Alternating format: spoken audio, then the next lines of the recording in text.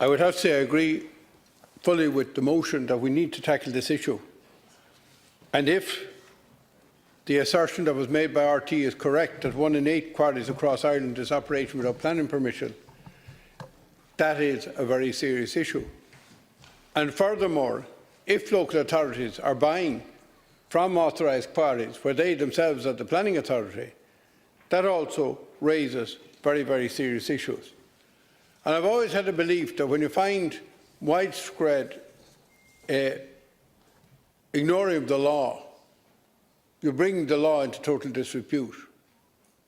But sometimes you also have to look at the issue as to whether the way the law operates is proportionate and reasonable. And I think we have a very, very serious issue that we need to look at. We must make sure that everyone complies, and my understanding always had been, up until I saw the programme, is that if you were not in compliance, the first thing you were told to do with local authority is to desist from whatever business you were in, and then that you could seek retention, or in this case it would be substitute consent. I always understood that in the case of you not desisting from whatever activity, irrespective of what enforcement was involved, for example, if you were using a private premises for commercial purposes that didn't have permission, that you would have to desist from doing that.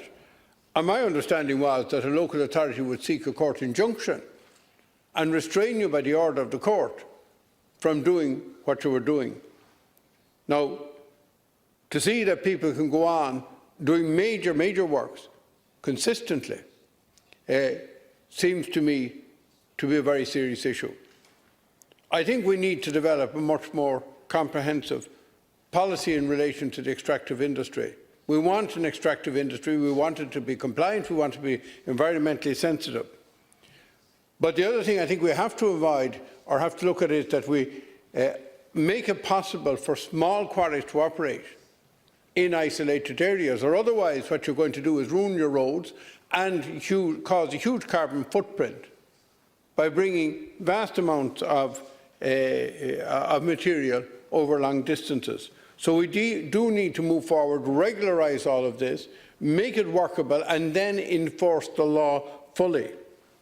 Another issue that comes up, Minister, and I'll be very brief because I'm sharing my time with two of my colleagues, Deputy Lawless and Deputy O'Dea.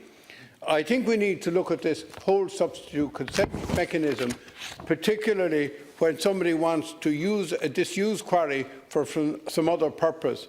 And I think we need to make it easier to apply for permission to use quarries for legitimate purposes, for example, for recreational purposes and whatever, which are very good for rock climbing and so on.